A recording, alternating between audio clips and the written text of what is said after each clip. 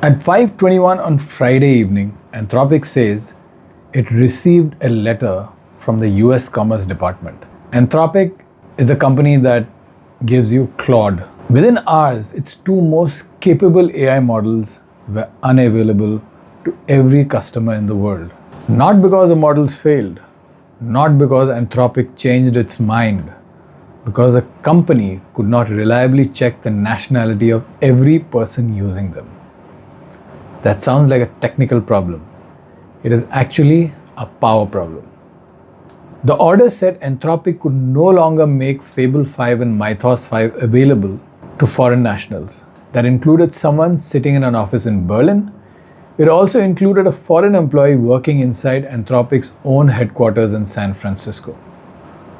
One term before we go further. Export controls are rules that restrict who can access technology a government considers sensitive. They were not written with chatbots in mind. Governments have apparently decided this is no longer a reason to leave them out. Anthropic faced a similar problem with no simple solution. Its systems do not check passports every time someone types a prompt. It could not reliably separate American users from everyone else in real time. So it switched the models off for everyone. Amazon Web Services, which provided access to the models for business customers, reportedly removed access as well.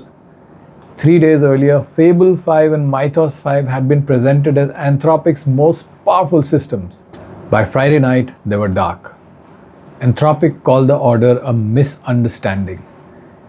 It said it disagreed with the reasoning and warned that if the same logic were used across the industry, companies could be forced to stop releasing new top-level models altogether.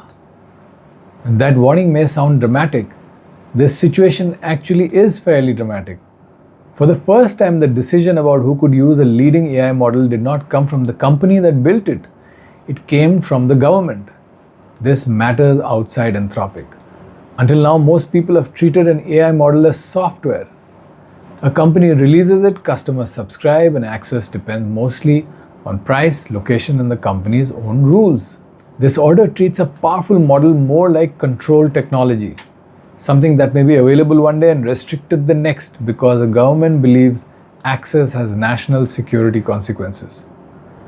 Your normal chatbot did not disappear because of this, but the conditions around the strongest models just changed.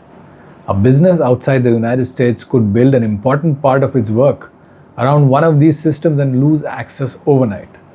A foreign researcher working inside an American company could be blocked while an American colleague beside them remains eligible.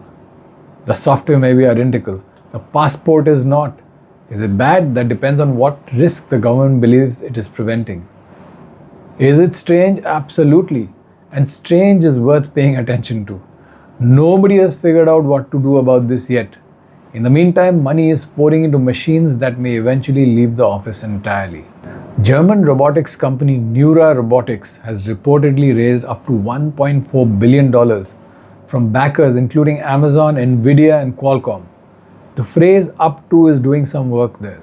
It does not necessarily mean the entire amount is sitting in the company's bank account today.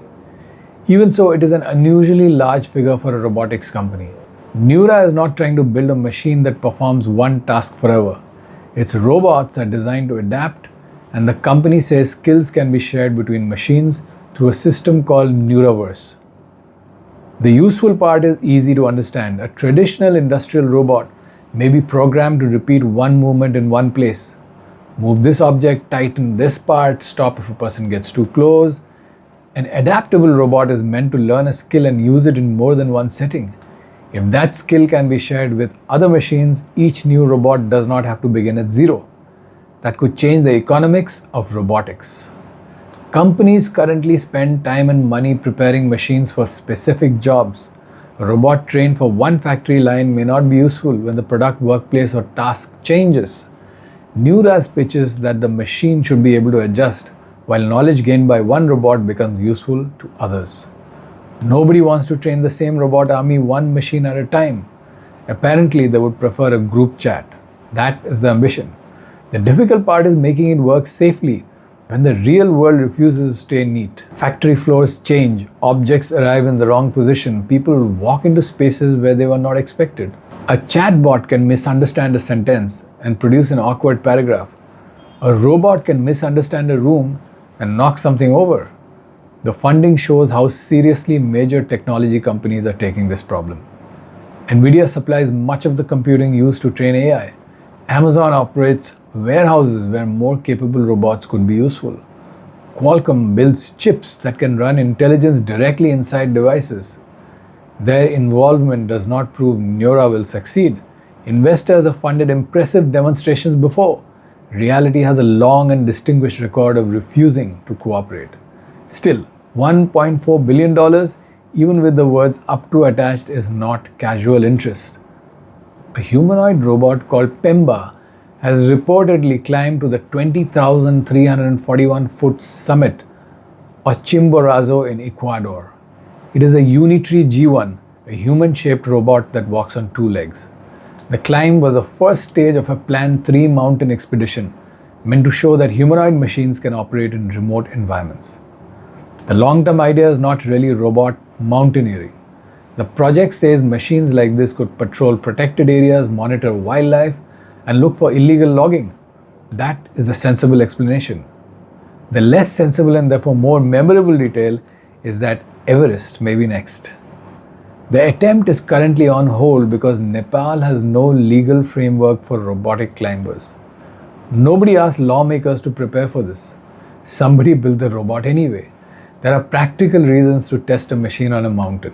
The ground is uneven, the air is thin, temperatures change, communications can fail. A robot that works there may be useful in places that are dangerous or exhausting for people. But the legal problem is almost better than the engineering one. Who gives a robot permission to climb? Does it need the same permit as a person? Who is responsible if it falls? Can a machine technically reach a summit? Or does someone need to be alive enough to appreciate the view? These are not the largest questions in AI. They are real questions now. One government has decided who may use a powerful model. Investors are spending heavily on robots that can share skills. A humanoid machine has climbed a volcano and is waiting for the law to catch up before attempting Mount Everest. The technology keeps moving, the paperwork has started to run behind it. That's what's happening in the world of AI today. If you enjoyed this video, do like, share, and subscribe to Stress-Free AI News. See you in the next episode.